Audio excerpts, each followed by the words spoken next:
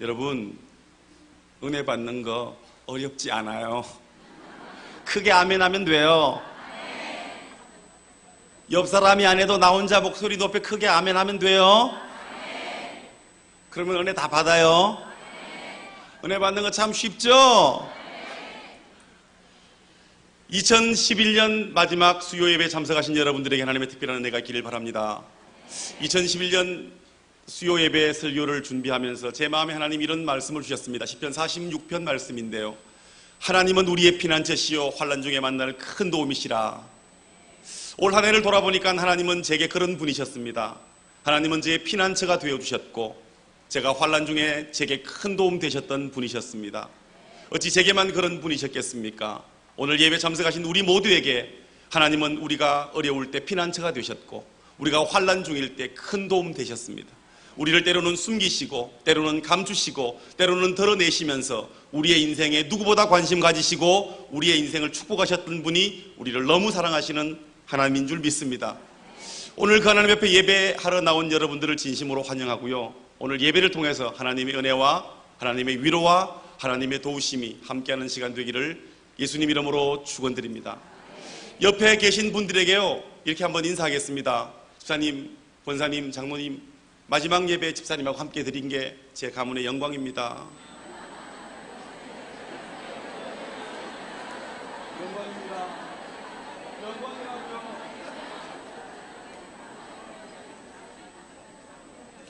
옆에 분들이 동의하시나요?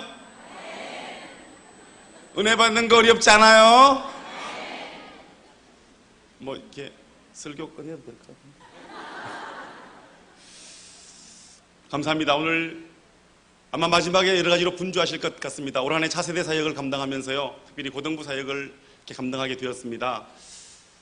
사역을 하면서 많은 기쁨과 또 많은 아픔도 있었습니다. 최근 대구에서 자살한 중학생의 이야기를 매스컴을 통해 우리가 듣게 되는데요. 그렇게 드러난 한 가지 사건이 어찌 전부겠습니까? 여전히 우리 주위에도 우리들 자녀 가운데도 왕따당하고 어려움당하고 정말 날마다 그 삶과 죽음의 경계를 넘나드는 이들이 우리 고등부 안에도 여전히 많이 있습니다. 생각나실 때마다 더욱더 기도해 주시고요. 여러분이 누굽니까? 여러분은 다 제 교구 식구들입니다. 아멘. 아직 자녀가 없다고요? 하나님이 곧 주실 거예요. 자녀가 다 컸다고요? 손주가 있잖아요. 손주가 없어요? 곧 주실 거예요. 그래서 여러분은 다 제 교구예요. 아멘. 여러분은 다 제 교구 식구들입니다. 차세대 사역 감당하면서요 그런 아픔을 가진 중학생, 고등학생들을 참 많이 만났습니다. 때로는 너무 당돌한 상담에 제가 민망할 때가 있고요. 때로는 너무 절박한 아픔을 들고 올 때 더불어 울었던 기억이 있습니다. 이 시대의 청소년들, 엄마 아빠도 잘 모르는 많은 부분들이 남겨져 있고요. 너무 외로워하고요. 힘들어합니다. 그저 내가 돈 대주고 내가 공부시켜주고 네가 원하는 것 다 해주는데 뭐가 부족하냐고. 우리 어릴 때는 그렇게 철근을 엿가락처럼 씹어 먹었다고. 그렇게 우리는 쉽게 얘기하는데요. 여러분, 지나고 나니 쉬운 거지 우리도 그때는 정말 어려웠습니다. 지나보니까 더 큰 일들 겪고 나니까 지금 생각해보니까 별것 아닌 것 같지만 우리도 처음 그 일 맞닥뜨릴 땐 죽을 만큼 힘들었고 아팠던 것들을 조금만 기억해보면 곧 찾아낼 수 있을 것 같습니다. 그런 중고등학생들이 죽음의 경계로 내몰리지 않기 위하여 저희들도 열심히 기도합니다. 우리 차세대 사역자들 또 정말 하나님이 특별한 탁월한 달란트 가진 교사들을 주셨고요. 귀한 사역자들을 주셨는데요. 성도님들, 여러분들도 더불어 함께 기도해 주신다면 우리의 차세대가 이 땅 가운데 영향력 있고 능력 있는 그리스도인으로 자리매김할 줄 믿습니다. 그럴 때 우리 교회가 부흥할 뿐만 아니라 우리가 가정에 하나님의 영광과 은혜가 임하게 될 줄 믿습니다. 정채봉 선생의 생각하는 동화 시리즈 가운데 콧뚜레가 일을 한다는 이야기가 있습니다. 어미소가 송아지를 2마리 낳았습니다. 송아지가 조금 자라서 이제 콧뚜레를 할 때가 되었습니다. 근데 첫 번째 태어난 송아지가 이야기하는 거예요. 주인님, 저는 정말 일 잘할 거니까 제게는 콧뚜레를 씌우지 말라고. 정말 말 잘 듣고 정말 열심히 할 테니까 저 한 번만 믿어달라고. 콧뚜레를 씌우지 말고 정말 제가 잘하나 못하나 한번 봐달라고 사정하고 사정했더랍니다. 그래서 주인이 너무 애절하니까 첫 번째 송아지에게는 콧뚜레를 씌우지 않고 둘째에게만 콧뚜레를 씌웠습니다. 여전히 마음에 부담스럽고 걱정이 되었던지라, 야, 너 콧뚜레 안 하면 망아지처럼 될 텐데 그러면 큰일 나. 아니에요, 정말 잘할 거예요. 그렇게 해서 이제 첫째는 하지 않고 둘째는 하게 되었습니다. 그렇게 콧뚜레를 하지 않은 이 맏송아지는 열심히 일했습니다. 둘째가 지쳐 쉴 때도 그는 열심히 일했습니다. 주인이 콧뚜레에 씌워주지 않고 자기가 약속했던 것이 있어서 그 약속 실망시키지 않으려고 열심히 일했습니다. 열심히 일했습니다. 그 송아지들은 어느덧 자라서 어른소가 되었습니다. 그런데 이 콧뚜레를 하지 않은 송아지가 어른소가 되고 나니까 조금씩 꾀가 나기 시작했습니다. 돌아보니까 그동안 너무 열심히 했고 주인도 인정하는 것 같고 너무 한 것 같아서 마음에 후회도 생기고 이런저런 생각이 드는 겁니다. 그래서 이를 피해 달아나기도 하고 자신을 잡으러 오는 농부에게 뒷발질을 하기도 했습니다. 어느 날 콧뚜레를 한 동생 송아지가 들에서 돌아와 보니까 맏송아지가 보이지 않았습니다. 행방을 묻자 주인이 이렇게 말했습니다. 그 맏송아지 오늘 도살장에 갔다. 여러분, 콧뚜레 꿰지 않으면 훨씬 자유롭고 훨씬 잘할 것 같았지만 그것이 그 소의 한계였던 것 같습니다. 콧뚜레가 무엇입니까? 코는 신경이 아주 예민합니다. 그래서 큰 덩치의 소도 그렇게 주인이 당기면 언제나 그 아픔이 전달되니까 주인이 원하는 방향대로 움직여갈 수 있는데요, 그렇지 않으면 제 마음대로 하다 보니 그렇게 어느 날 도살장에 이슬로 사라지고 말았다는 겁니다. 한번 생각해 봅시다. 우리에게는 그런 하나님이 주시는 콧뚜레가 필요합니까? 아니면 필요하지 않습니까? 오늘 본문에 나오는 사도 바울, 그는 이 점에 대하여 너무나 명확하게 설명하고 있습니다. 바울은 하나님이 자신에게 주셨던 큰 육체의 가시의 고통이 있었습니다. 얼마나 심했든지 하나님이 허락하셨다고 여기기에는 너무 큰 거라서 그는 사단의 가시라고 표현했을 정도였습니다. 명색이 사도였습니다. 정말 열심히 복음을 전하고 그렇게 밤낮주야 부르짖어 기도하는 그에게 어느 날 복음을 전하다 간질로 쓰러지는 겁니다. 얼마나 그의 위신이 떨어지겠습니까? 남들은 그를 대단한 사도라고 이야기하는데 그는 그렇게 너무나 그 질병에 노출되어 그렇게 쓰러지니 얼마나 그의 마음에 부담이 컸겠습니까? 자존심은 고사하고 이러다가 하나님 복음 전하는데 얼마나 부정적인 요소가 미쳐질까? 그렇게 하나님 앞에 간절히 기도드렸습니다. 그것도 3번씩이나 기도했습니다. 그저 3일 새벽을 나와서 기도한 게 아니라 우리가 하는 40일 작전 기도처럼 그런 오랜 기간의 기도를 3번씩이나 하나님께 올려드렸습니다. 그러나 그 마지막 3번째 기도한 후에 하나님이 말씀하십니다. 내가 너에게 준 은혜는 지금 상태로 충분하니 더 줄 게 없다. 만일 내가 이것마저 고쳐주고 나면 너는 교만해져서 내게 복종하지 않을 사람이라면서 내가 이 고통만은 남겨두어야 된다고. 이것이 네게 가시처럼 보이지만 사실은 너를 교만하지 않게 하려고 내가 너를 떠나가지 않게 하려는 내 은혜의 방편이라고 주님이 그렇게 말씀하십니다. 이 하나님의 말씀을 듣고 나서 바울은 어떻게 고백합니까? 고린도후서 12장 9절 말씀에 보니까요, 그게 기쁨으로 나의 여러 약한 것들에 대하여 자랑하겠다고 그는 이야기합니다. 이게 무슨 뜻입니까? 가시 자체는 매우 곤란하고 가시 자체는 매우 아픔이고 가시 자체는 매우 큰 상처이지만, 그러나 이것 때문에 자신을 하나님께 무릎 꿇게 만들고 교만해지기 쉬운 자신을 경고해주는 경고음이 되니 도리어 하나님께 감사하겠다는 말입니다. 야고보서 4장 6절은 말합니다. 그러나 더욱 큰 은혜를 주시나니 그러므로 일러스되 하나님이 교만한 자를 물리치시고 겸손한 자에게 은혜를 더하신다. 2011년 여러분 어떻게 사셨습니까? 혹시 하나님 앞에 교만하진 않으셨습니까? 사역하면서 늘 제게도 아픔이고 부담이 있습니다. 내세울 것도 없고 자랑할 것도 없는데 하나님 앞에 교만한 저를 봅니다. 부족해서 늘 기도하지만 하나님 앞에 왜 이렇게 교만한가? 왜 이렇게 교만한가? 내가 하나님이라면 벌써 1만 번은 더 죽였을 텐데 여전히 하나님 앞에 교만한 저를 보면서 너무너무 부끄럽고, 그럼에도 저를 사용해 주시는 하나님 앞에 감사한 기도를 드렸던 날이 얼마나 많았던지요. 우리는 여기서 성경이 말하는 은혜의 실체를 알아야 됩니다. 우리는 내가 바라는 대로 될 때 은혜를 누린다고 말합니다. 그런데 성경은 무엇을 성취하는가 성취하지 못하는가에서 은혜를 논하지 않습니다. 성경은 하나님과의 관계 속에서 그 은혜를 풀어가고 있습니다. 무엇이 은혜입니까? 하나님과 내가 올바른 관계성소에 놓여 있을 때 내게 은혜가 임하는 것입니다. 하나님과 내가 어그러진 관계 속에서도 여전히 내 일이 잘 들어가고 내가 기도하는 것마다 이루어진다는 착각 속에 사는 것, 그것이 어찌 은혜의 사람이란 말할 수 있겠습니까? 왜냐하면 모든 생명은 하나님께서 허락하신 것이기 때문에 하나님께 벗어나는 그 순간 포도나무를 떠나 있는 가지와 같이 되는 것입니다. 당장 그 탐스러운 포도 열매가 열린 가지를 잘라놓는다고 금방 시들어버리지 않습니다. 줄기에서 잘려진 그 포도 가지가 여전히 싱싱하고요, 그 잎은 여전히 푸르르다고요. 그러나 그것이 이틀이 지나도 일주일이 지나도 열흘이 지나도 여전히 그 싱싱함과 푸르름을 간직하냐는 겁니다. 하나님의 은혜를 떠나 살면서도, 하나님과의 관계가 깨어져 살면서도 여전히 내 마음속에 그 하나님 은혜가 있기에 내가 산다고 고백하면서 자기 소견에 오른 대로 내 마음이 원하는 대로 그리스도인이면서도 전혀 그리스도인답지 않게 우리의 삶을 살진 않으셨습니까? 그래서 예수님은 나는 포도나무요 너희는 가지니 포도나무를 떠나서는 아무것도 할 수 없다고 우리에게 말씀하셨습니다. 아무리 많은 열매를 맺고 있어도 나무를 떠나는 순간 그것은 곧 죽음이라고 말씀하셨습니다.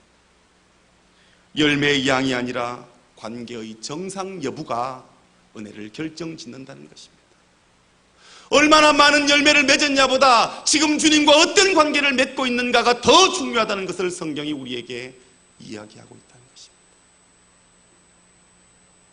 그렇다면 바울이 하나님과 어떤 관계를 맺고 있었기에 그런 아픔이 필요했겠습니까? 아픔이 필요할 만큼 과연 바울은 그렇게 교만한 사람이었습니까? 그 아픔이 필요할 만큼 바울은 과연 교만한 사람이었고 문제가 많았던 사람이었습니까? 여러분, 우리는 알고 있습니다.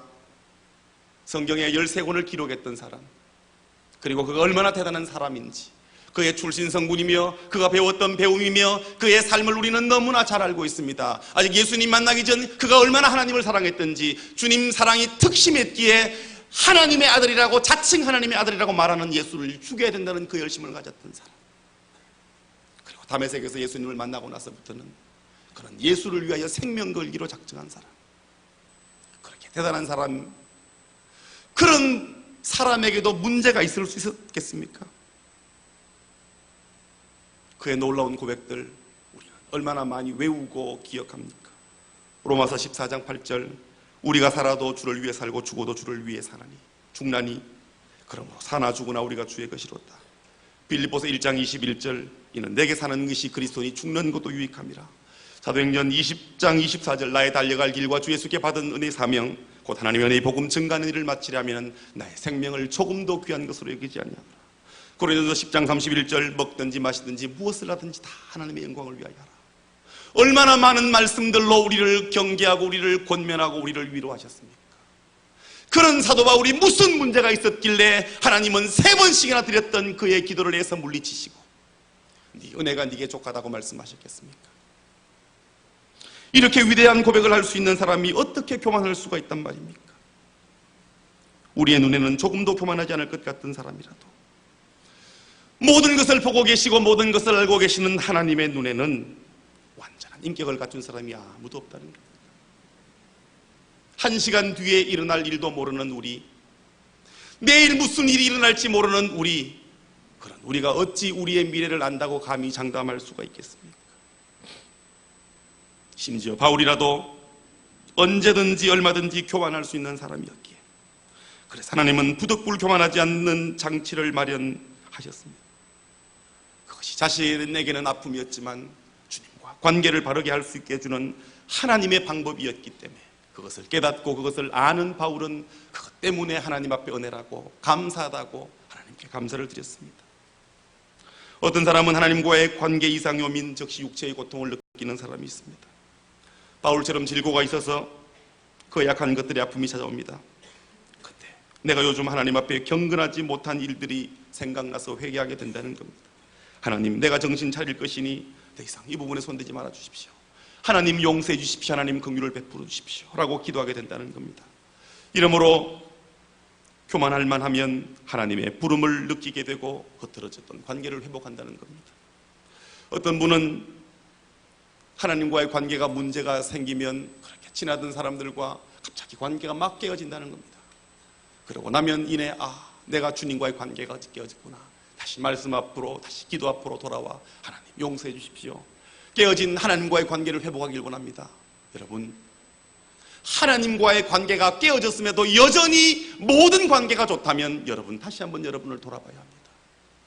하나님과 내 관계가 깨어졌음에도 여전히 모든 일에 만사형통된다면 다시 한번 내 영적 상태를 점검해 보는 기회가 2011년을 마무리하는 이때 저와 여러분에게 하나님의 은혜로 말미암은 축복이 다시 한번 임하게 되기를 간절히 소원합니다. 누가복음 15장에 보면 아주 불효막심한 아들이 있습니다. 그는 아버지가 너무도 건강한 삶을 살고 있음에도 아버지의 상속을 미리 달라 그럽니다. 그리고 재산을 처분해서 먼 나라로 가서 허랑방탕한 생활을 합니다. 돈이 있으니까 친구도 만들고 주변에 자기를 좋아하는 사람들도 다수를 두게 됩니다. 하지만 돈을 다 잃어버리고 나니까 단물 다 먹고 나니 더 바랄 게 없게 되자 그렇게 절친했던 친구들도 하나 둘 다 떠나버리고 그는 홀로 남게 되죠. 이제 먹고 살 길이 막막했지만 누구 하나 거두어주는 사람이 없습니다. 돼지가 먹는 쥐염 열매를 먹다가 이러다가 영원한 폐인이 되거나 이러다가 그렇게 죽을 것 같은 위기감이, 죄스러운 마음이 찾아옵니다. 그럴 때 아버지가 생각납니다. 이런 죄인이라도, 이런 방탕한 인생이라도 그저 아버지가 생각나고 그 아버지께 돌아가면 아버지가 나를 용서해 주실 것만 같아서, 용서받지 못할 죄인이지만 용서해 주실 것 같아서 집으로 돌아갑니다. 이 당자가 이런 위기를 겪지 않았다면 제발 아버지를 찾았겠습니까? 이 사람에게는 도리어 이 위기가 아버지와의 관계를 회복하게 되는 기회가 되었습니다. 올 한 해 사시면서 자녀 문제로, 사업 문제로, 이런저런 관계의 문제로 일들 때문에 많이 힘드셨습니까? 그래서 눈물 짓고, 그래서 괴로웠고, 그래서 힘드셨습니까? 하나님이 우리에게 아무런 생각 없이 주시는 일은 없습니다. 저는 하나님이 우리에게 주신 위기라고 느끼는 그 문제 앞에서 다시금 주님과의 관계를 돌아보고 하나님과의 관계를 새롭게 정립하고 다가오는 2012년 더욱더 튼튼한 주님과의 관계성 안에서 저와 여러분이 살게 되기를 간절히 소원드립니다. 사역을 하다 보면 이런저런 제목의 기도 제목들을 받게 됩니다. 가정별, 개인별 기도 제목을 받아서 기도하게 되는데요, 어려움 없는 사람 하나 없고 어려움 없는 가정 하나도 없다는 것을 알게 됩니다. 참 재미있는 것은 각 가정마다 간절한 기도 제목이 너무나 상반된다는 겁니다. 어떤 가정은 집이 없어서 집 하나 달라는 게 기도 제목인데요, 어떤 가정은 그 집 때문에 문제가 되는 겁니다. 어떤 가정은 부부 문제나 자녀 교육에는 아무런 문제가 없는데 단 진로 때문에, 그 진로가 약점이고 그 진로 때문에 기도하는 가정이 있는가 하면 어떤 집은 진로가 너무 활짝 열려 있는데 자녀가 속썩여 기도하는 사람들이 있습니다. 모든 것을 다 가졌는데도 건강이 걸림돌이 되는가 하면 어떤 사람은 건강은 너무 좋은데 앞길이 잘 열리지가 않는 겁니다. 제가 무엇을 말씀드립니까? 내가 없는 것을 다른 사람이 갖고 있다고 해도 그에게는 어려움이 없을 거라는 생각을 해서는 안 된다는 겁니다. 제가 결혼을 했습니다. 제가 결혼했습니다. 결혼을 하면서 쉽지가 않았습니다. 남들은 저렇게 쉽게 하는 결혼, 나는 왜 이렇게 어렵게 하나, 그런 생각이 들 때 백발이 성성하신데 손잡고 가시는 노부부의 모습이 그리도 존경스러웠습니다. 저분이 무엇을 하는지도 관심이 없고요, 저분이 어떤 삶을 살았는지도 관심이 없고요, 그저 백발성성한데 손잡고 가시는 그 모습만으로 그렇게 존경스럽더라고요. 이야, 남들은 쉽게 하는 결혼 난 왜 이렇게 어렵게 해야 되는가, 그런 생각이 들더라고요. 그런데 여쭤보니까요, 여기저기 들어보니까요, 다 힘들었더라고요. 어느 날 만나서 갑자기 결혼한 사람은 거의 없더라고요. 그죠? 다 쉽지 않게 남들은 쉽게 쉽게 하는 것 같고 남들은 쉽게 쉽게 가는 것 같지만 막상 내가 그 길 만나고 내가 그 일 앞에 서니까 여전히 나도 어렵더라는 겁니다. 늘 행하는 거죠. 늘 행하는 그것도 그렇게 많이 도와줬는데도 내가 막상 하려고 그러니까 어렵더라는 겁니다. 그것이 우리 내 인생이라는 생각이 듭니다. 나와 입장이 달라서 내게는 너무 절박한 것을 그가 가지고 있을 뿐이고 그가 너무나 애타게 사모하는 것을 내가 갖고 있다는 것입니다. 내게만 남달리 아픔이 많다고 말하지 맙시다. 내게는 문제가 안 되는 것이 다른 사람에게는 너무나 목말라는 문제가 되기도 하고요. 한 가지씩은 풀리지 않는 숙제 다 가지고 있음을 알아야 됩니다. 그래서 하나님은 공평하신 하나님입니다. 송명희 시인의 노래처럼 공평하신 하나님이라고. 나 가진 것, 남들이 가진 건 내게 없지만 남이 갖지 못한 건 내게 주셨다고. 하나님은 공평하신 분이십니다. 하나님은 지금 말씀 듣는 우리 앞에 공평하신 하나님으로 임하는 줄 믿으시기 바랍니다. 나는 이런 문제로 힘들 때 남들은 그런 문제로 힘든다는 사실입니다. 초등학교 1학년 때 척추결핵으로 하반신이 마비된 후 바깥 출입을 포기하고 40년 동안 방 안에 엎드린 채 만화책을 베껴가며 홀로 카툰을 그려온 하반신 마비장애인 지현곤 씨가 있습니다. 처음 제가 그분을 만난 것은 2007년 조선일보를 통해였습니다. 그는 경남대학교가 바라다 보이는 작은 집 2층 다락방에서 살고 있었는데 한 번도 나가보지 않은 곳, 외로운 그곳에서요. 찾아오는 사람 없고 힘들고 어려웠지만 그렇게 친구들이 가져다 준 만화책 가지고 그림을 그리며 그의 실력을 키워 나갔습니다. 조선일보 기자의 도움으로 그의 세상 사는 이야기가 2007년에 처음 세상에 공개되었고 그 후에 많은 반향들을 불러일으켰습니다.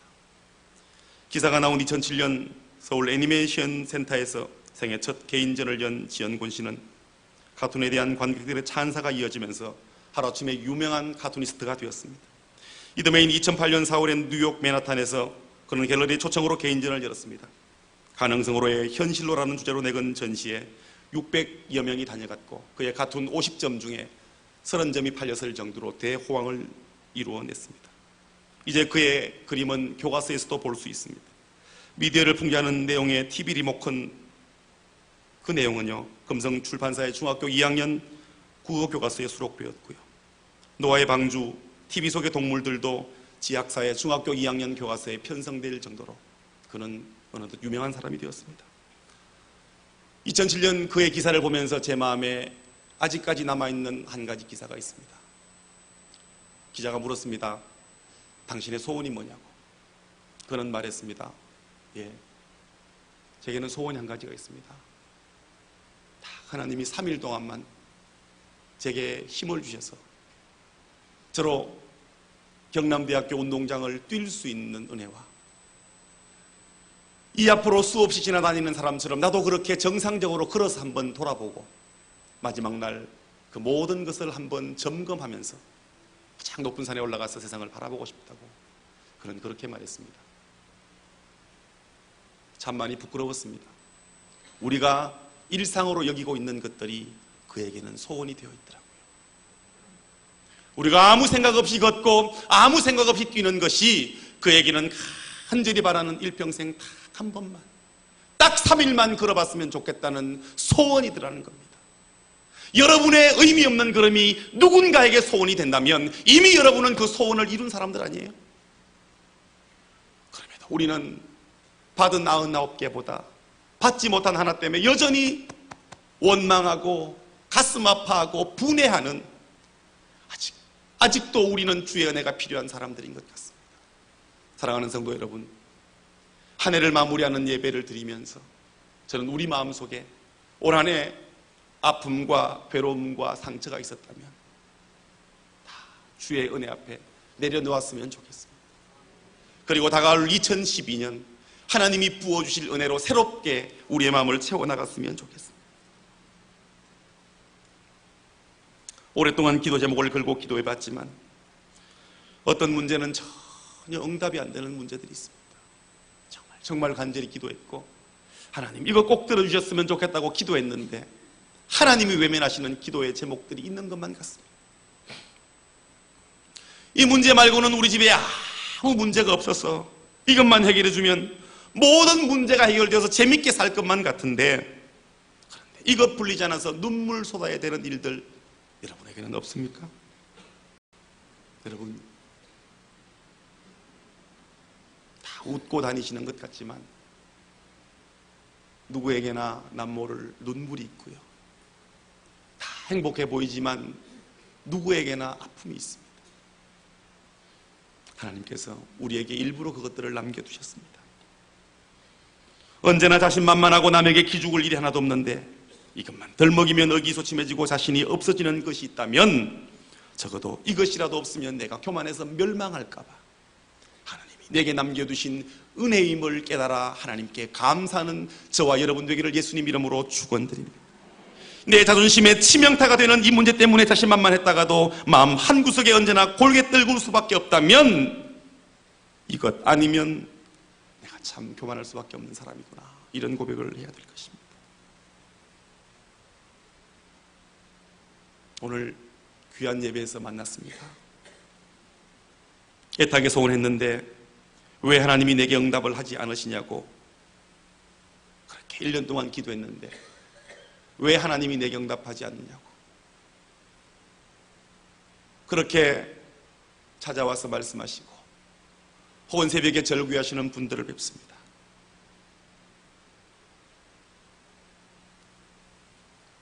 어떤 분들은 낙심을 하고 절망을 하면서 하나님께 기도 드려봐야 별 의미가 없다면 이제 더 이상 기도하지 말아야 되겠다.